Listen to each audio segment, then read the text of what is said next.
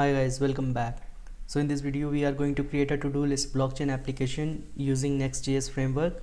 So it's a simple application, beginner friendly. We have this page index.js which is going to show the list of tasks, and either a client can add the task, and then we have these two API endpoints which directly communicate with the blockchain network. So we have this add task where we can add a new task, and this change status, we can change the status of the task which has been listed in the smart contract. If it's pending, we can make it finished. So let's see how this application is going to be working in the browser. So we can go here. I have added some task and I have changed the task status to finish. So you see when the task status is finished, there is no button here. So let's try again with this, and then we can create a new task later. So let's wait for this transaction to be stored on the blockchain, and we have got this notification, the status has been changed. So let's refresh the page. Let's refresh it. Okay, so it's finished because it takes some time to grab the data from the blockchain. And let's add a new task, walk. Add this task, and once this task is added, it's going to be shown here. So it says the task has been added. So let's wait and let's refresh. Yeah, so you see we have this pending task of walk. It's a simple application. This data is being stored on the blockchain network in the smart contract, and this is the front end, and there are two APIs. One API, it's adding a task, and this API is actually changing the status of the task. So let's start coding. So we are going to start with the task to do Solidity smart contract. So let's write it, pragma Solidity. This is the version, contract task to do. And first of all, we are going to define enum task status, and it's either going to be pending or finished. We have an address owner who is going to own the smart contract, because only owner can add task or change the status of the task. And then we are going to define a task struct.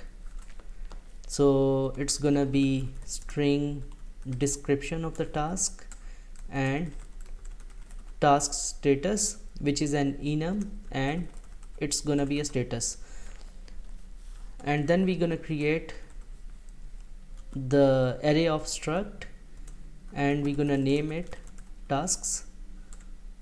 And in the constructor, we're gonna say owner is message.sender, who is going to send the transaction. He will be the owner. And then we are going to create a modifier, only owner. It means that only owner can run a specific function. So we are going to write this modifier in our function parameter, so that the function can only be run by that owner. So we're gonna say require message dot sender is equals to owner, otherwise it throws an error, not owner. And the syntax is this underscore. So we have written our modifier. So let's say function add task, and it's gonna take an input string memory description. The function is gonna be public only owner. And what we can do is we can simply we can first create a task where we are going to say underscore description and task status dot pending. And then we gonna since we have created this struct, and now we are going to push this struct in this tasks. So tasks dot push. So now it's this struct has been created and it is pushed in the array, and then we're gonna create a function mark as finished, and it's going to take the ID. And what is the ID? The index of this array. So you unsigned int 256 ID. The function is gonna be public and only honor. So it's gonna require ID less than tasks dot length, otherwise it's gonna throw an error, no task has been added. So this ID should be less than task dot length. So it means that, let's say I have added 3 tasks and I am giving the ID 4, so it should throw this error. And if the task is there, so this is the array and we are going to take the index ID, and we're gonna change the status to task status dot finished. And then we can actually create a function get all tasks, and it will be public view returns. It's going to return the array of struct task, and it's going to be a memory, and then return tasks. So it's going to return the whole array of tasks. And if we just want to get one task, we can write a function get task unsigned int 256 ID. The ID we are going to grab. So public view returns, it will be string memory and task status. So it's going to return 2 things, the description of the task and the status of the task. And we can first check this, if the task ID belongs to the length or it's less than length, and we simply gonna return 2 things, tasks ID dot description, and I'm gonna copy the same thing, and instead of description we gonna pass status. So we have this one error, function variable state declaration expected. Okay, it's contract task to do enum task. Okay, yeah, okay, so now it's giving warning SPDX license, we can just ignore it. So this is our smart contract which is going to add the task, and we can mark the task as finished. We can get all the tasks and we can get one task. So these are the 3 functions which we are going to use in our decentralized application, which we are going to develop right now.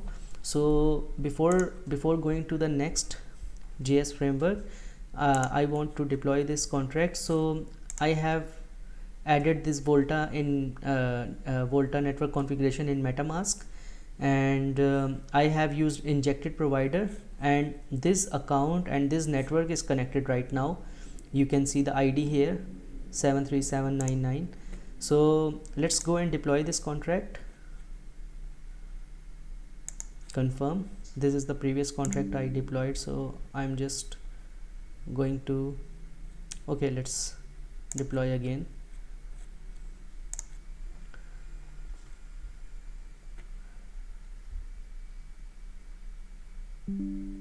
Okay, so we have this contract here.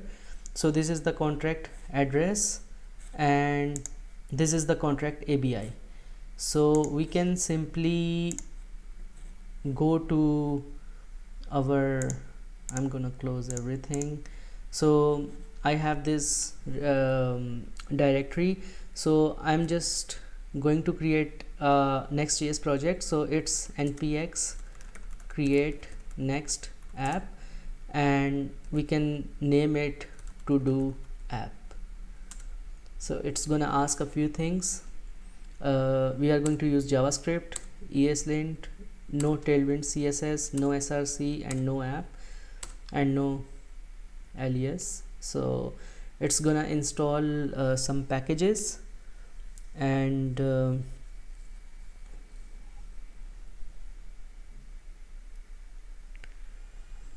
let's wait for the packages to be installed. Okay, so the packages are installed, so we can simply go to cd Todo app, and there is one more package I want to install, Ethers 5.7.1. this is the specific version you want to use. Okay, so it's ready, so we can open it in Visual Studio Code. So I'm just gonna grab it on the screen. So we have these pages, we have these APIs, and we have this style, and this is the public directory. So first of all, I'm just going to copy and paste the styles which I have created. So I'm just going to copy and paste it, and then we're gonna create a new folder, utils, and in this utils I'm going to create a new file, config.js, and in config.js I'm going to write a few things which we need to interact with the blockchain. So first of all, export const API underscore URL is equals to this, export const private key, which we are going to grab from MetaMask, export const contract address, and export const contract ABI. So this API URL I'm going to copy and paste it here. This contract address, we can simply go here and we can copy the contract address and we can paste it here. The contract ABI, we can go to this compiler, copy this ABI, and we can paste it here. So the ABI is pasted here. And finally the private key, I will simply go to MetaMask, account details, export private key. I will put my password here, and I'm going to copy the private key from here to here. So now my config file is ready, because I'm going to use this information to connect with the blockchain network through MetaMask. So once I have done this, so I can simply go to index.js. I can remove everything. So I'm just going to write everything from scratch. So first of all, we are going to import use effect and use state. So we are going to import it from React, and then we are going to import styles from styles / home, and then we are going to import ethers from ethers, and then we are going to import all the parameters which we have written in config.js, and we are going to import it as constants from utils config, because this is the name of the file. And then we're gonna create a function of app, and then we are going to define our use effect. So when the app loads, this function is run, and this is the syntax of this. So in this function, first of all, we're gonna do something like this. As soon as this app loads, or whenever we go to localhost 3000, we need to connect to the MetaMask. So we need to define a function. So first we need to connect with the MetaMask. So we can say const connect to MetaMask is equals to async. So first of all, we're gonna try, and then we're gonna catch error and console dot error. So instead of console dot error we can say, yeah, okay, it's fine. So in the try, we are first going to see window.ethereum. So this window.ethereum, it actually sees that, checks that the MetaMask is installed in the browser or not. So if it's installed, we are going to take the network configurations, and we're gonna say new ethers.providers.web3 provider, and the web3 provider is window.ethereum, the network we are connected to, it's Volta.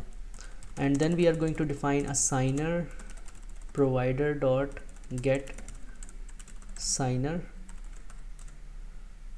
and then we are going to see console.log await the method signer.get address. So if this and else, we can say console.log MetaMask not found. So let's go to terminal, npm run dev, and let's go to the browser. Let's refresh it.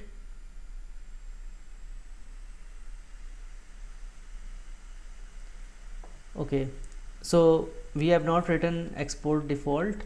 So what we can do is, at the end we can write export default app.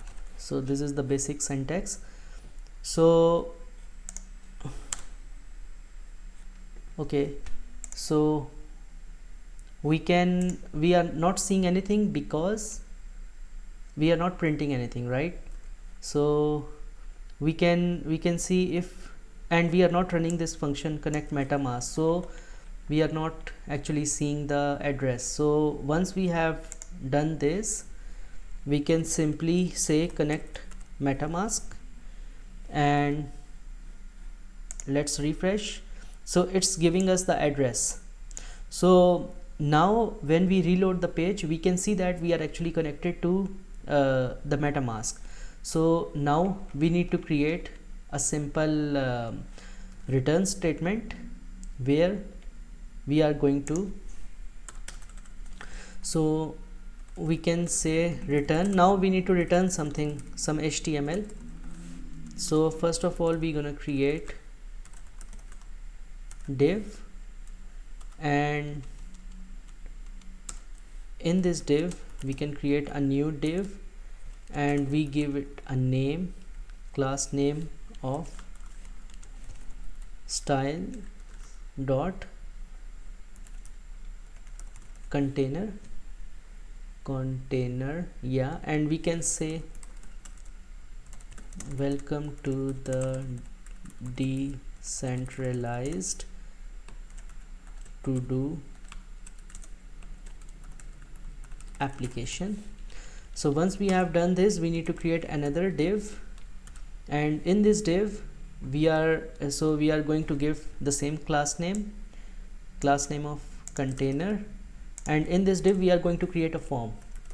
So we are going to create a form, and we gonna give the class name of form, and in this form we are going to say that when we submit this form we should run handle submit.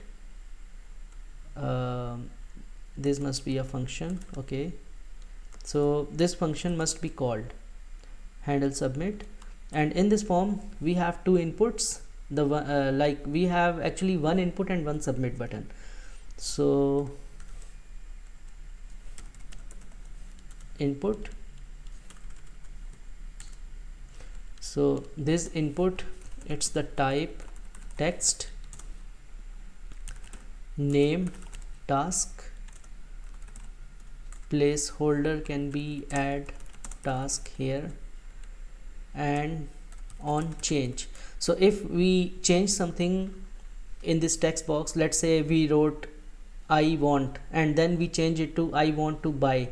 So if we change something in the text box, we need to make sure that it is changed in the input of our application too. So we gonna say handle change. So it's again a function, and finally we are going to give this a value of task. Okay, so we need to define the task here, const task, and set task is equals to use state. So right now we don't have any task, so okay, so we are getting this error here, value task. Okay, so let's do it something like this.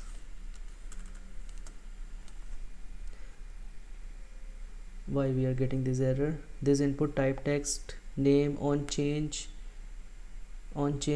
is equals to handle change, and value is equals to task. So what's expected? This got task. Placeholder on change, value. Okay, let's write it. Let's write another input and we will see. Input type submit, and we gonna say it's type submit, and the value is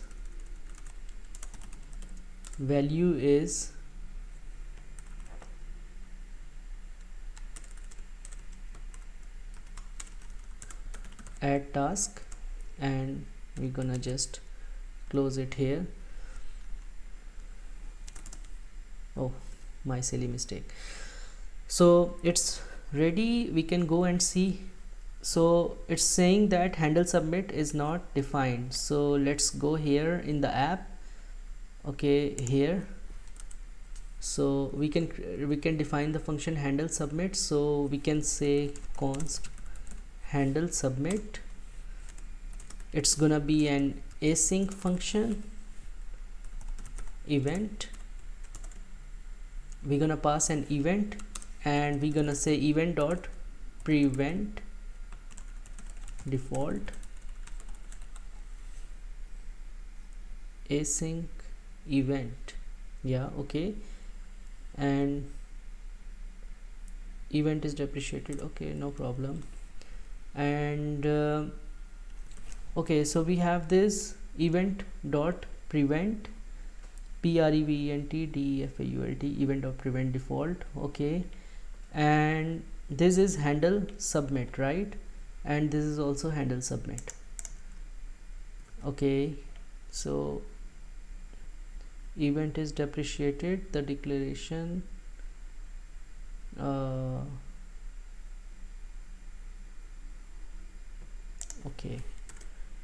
okay, so let's go.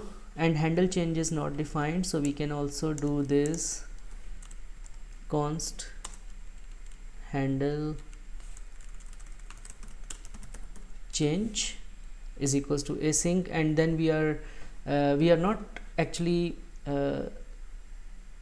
submitting anything here. So in this handle dot change, we can simply say set task. We are going to set the task, and it's gonna be event dot target dot value. So whenever we change this value, it's going to be updated in this task, and once it's done, so we can go and see. So we have this here. I'm just going to remove this global.css so it looks nice. So we have this task here, and we have the functions there. So first of all, we can create our table. So to create a table, we can actually go to tasks dot index.js, and then we can create our table. So okay, we can do it something like this. Div, we are gonna do this inside div, and we're gonna give the class name of container, and in this div we're gonna create a table, and we're gonna give this class name of style dot table, and in this table we are going to create table head, and in this table head we are going to have tr, and we have this table head. I just hate CSS and HTML. Task ID, and I'm gonna copy it 3 more times, this, and the task description, and then task status, either it's pending or not, and finally we can say action if you want to change or not. And now this head is complete, so we can create the table body, and in the table body right now let's keep it empty, and we're gonna create this table body later. So we can simply go and see if okay, so our table is created, and now what we can do is we can actually change this function, this connect to MetaMask function, and we can actually grab some tasks which are defined in our smart contract. Right now there is no task, so we can actually grab the task. So what we can do is we can create a new instance, contract instance, const contract instance is equals to new ethers dot contract, and we're gonna pass constants dot contract address, constants dot contract ABI, and signer. So once the contract instance is ready, we can simply say tasks is equals to await contract instance. So we are calling the contract function, and the function is get all tasks, and then we can say set tasks to tasks, and we're gonna define this here. So we are going to store all the tasks in this variable tasks, and we are going to use set tasks function, and we're gonna say use state, and it will be an empty array. And what we can do is we can see console.log tasks. Let's see. So it's an empty array right now because we don't have any task. So now we need to write this handle submit and this handle change. Sorry, handle change is finished, so we need to write this handle submit button. So what we can do is we can first we can create our APIs. So in the API, first of all we can create add task dot JS, which is going to add a task, and in this API we can create change status.js. So in this add task, we can first import ethers from ethers.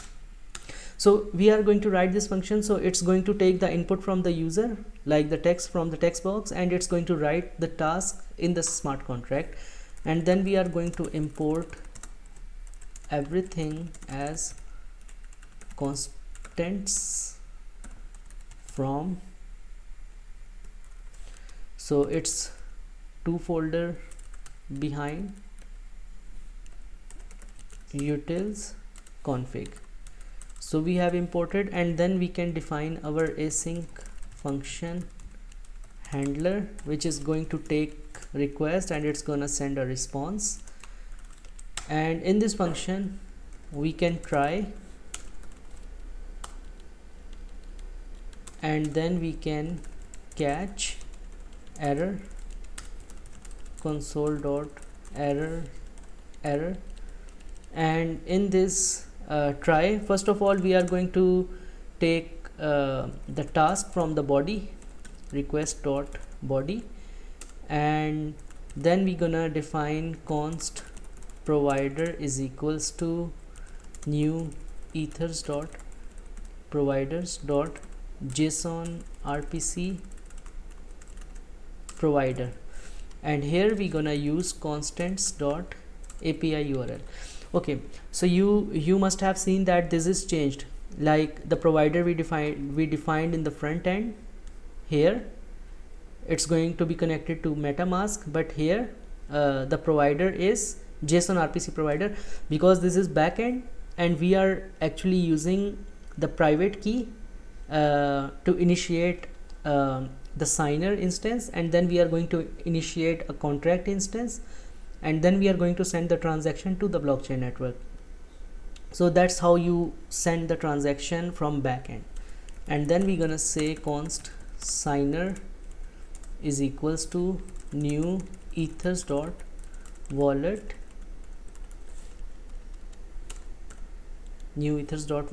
and we're gonna pass constants dot private key, and we're gonna pass provider. Once our signer is ready, we can create contract instance, ethers.contract, and we can say constants dot contract address, constants dot contract ABI, and signer. So once our contract instance is ready, we can simply initiate a transaction, await contract dot add task. This is the smart contract function, and we're gonna pass the task here, and we can say await tx dot wait. So it's gonna wait for the transaction, and then it's gonna send the response 200.json message, and we can send the message task has been added. So it's a simple API. It's gonna take the task from the request body, and it's going to write it in the smart contract, and then it's going to send a response back to the user. So let's go back to index.js and this handle submit function. So we can write this handle submit function now. So it's really simple. So we are going to send an API request using fetch. So we can say const response is equals to await fetch. What is the path? API slash add task, and then we're gonna define method is post, we are posting, and headers, it's we're gonna say content type is application JSON, and okay, we made a mistake here, and after the body will be json.stringify, and we are going to send the task. So basically we are defining a task here, and we are updating the task in this handle change. And once the task has been updated, we are going to send this task to the backend. So this task should be written in the blockchain network, and once it's done, we can say if not response.ok, we can say const error is equals to await response.error, no, response.json,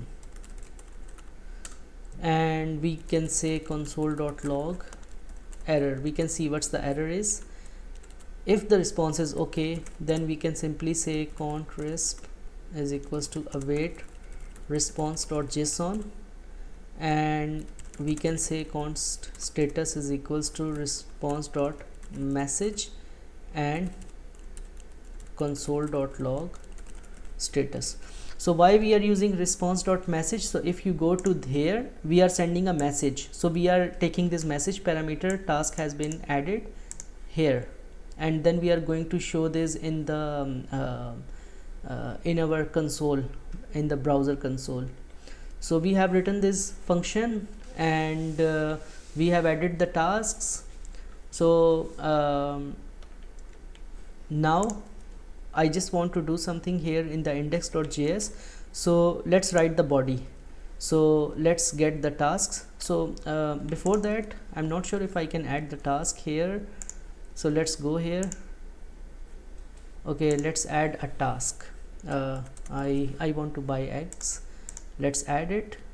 Okay, application is not defined. Okay, it's not, I think it's okay, it's a string application.json. okay, it's compiled again. Let's do this. Unexpected character. Okay, json.parse. okay, add task json.unexpected character at line 1, column 1 of json data. Okay, let's see what mistake we made. Body json.stringify. okay, task, and let's go to, oh, I think we need to say export default handler. Let's see if we can run this function again.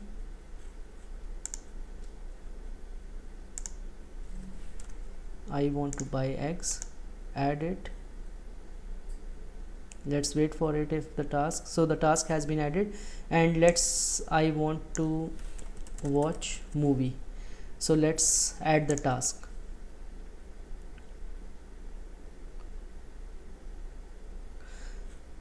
So this task has will be added soon, so we're gonna see it here. Okay, so the two tasks have been added, and if we reload it, we can actually see that in the array we have two tasks. I want to buy eggs and I want to watch a movie, but here it's not being updated, so we need to update it. And how we can update it? We can simply go to our code and we can write this body, this table.body. So we gonna process the tasks which we have gotten here. These tasks, we need to process it, and we need to get the information and paste it in the body. So we can simply go to yeah, okay, so in this body we can simply start by these brackets, and we can say tasks.map.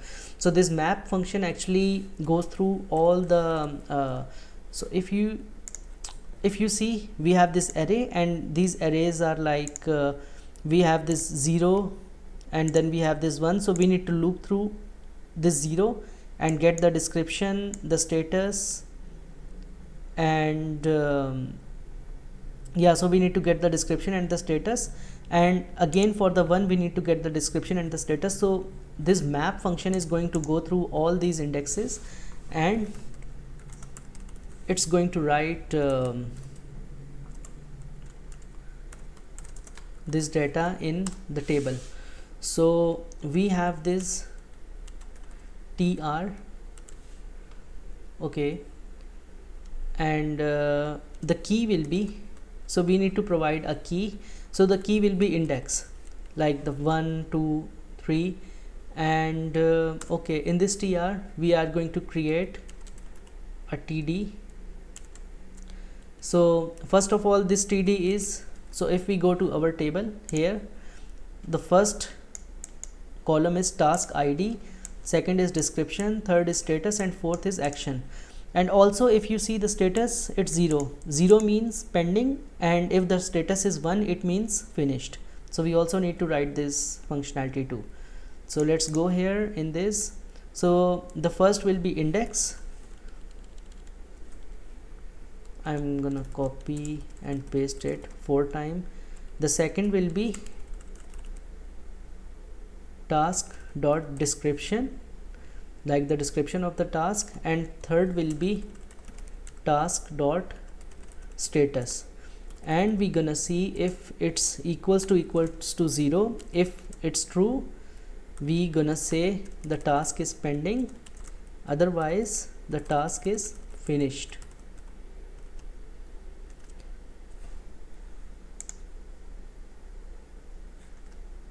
And finally we are going to say here in index we need to show a button here, but let me see why these tasks are not updated here. Actually we are mapping it, so okay, something is, I think the resolver is not a function.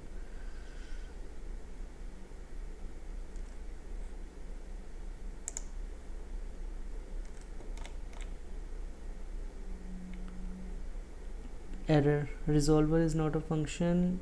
Where exactly? Console.log tasks. So we have these tasks, and we need to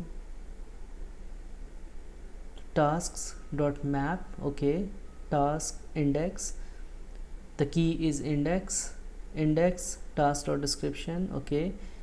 I think it should update it.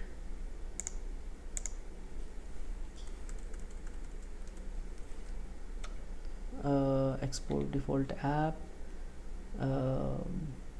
Okay, let's write this the button thing. So if task.status is equals to 0, if the status is 0, then we need to show the button. So we can simply say button, and the class name is styles.button, and on click it's gonna call a function change task status, and it's gonna take the index, like what is the current index, and this function we can say click me, and this is the button, otherwise we can say it's null. So if the task is pending, then we should show this button, and then by clicking on this button we are going to run this function. Otherwise, if the task is finished, the button should disappear, and then we can actually create a function. Change task status.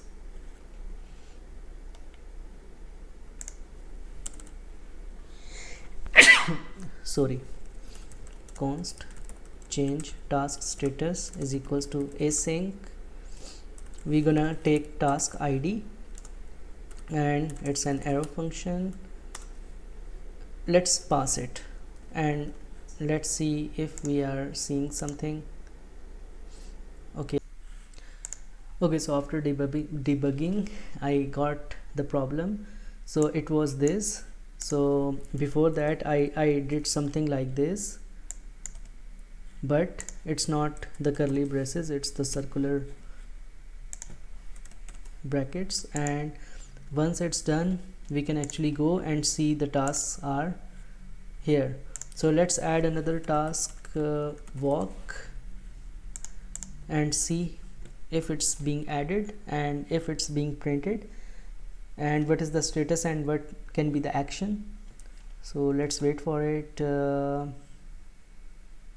Okay, the task has been added and let's refresh it. Okay, so now we can see we have added task and we can actually see this. So now we can go to our code and we need to implement this function, change task status. So we can simply go here, change task status, and let's remove everything here, and it's gonna pass index. So in this change task status, we again need to send the request to the backend API, and in this task status we have this task, let's keep it task ID, and we can say const response is equals to await fetch, and what will be the endpoint? It's API slash change status. We have not yet written the API endpoint, so we gonna say, okay, we can copy and paste method and body. So instead of task, we gonna pass task ID, and we can do exact same thing here. If response is not okay, we can set the error and then we can print it. So now we are sending the task ID here to this change status. So we have not written our code yet, so we can simply copy and paste this code, and we can, instead of this task, we can say it's ID. Since we are sending task ID from here, if you go back here, we are sending the task ID, which is a number and integer. So we can simply go here and set is ID, and we can set this function as input as ID, and to run this function we can simply go to remix, and we can see the function is marked as finished. So whenever we are going to change the status of the task, we need to run this function. So we can simply say pass the ID, and then we can say the task status has been changed to finish. So now our API is ready and our button is ready, so we can actually check the functionality by going in the application. So we can go to localhost, we can refresh it, we have this. So let's say I want to say walk is finished, so I'm going to click on walk, and let's wait for the message. Okay, the task status has been changed. Okay, that's okay. Let's refresh it. Okay, so the task status is finished, and let's do this with this.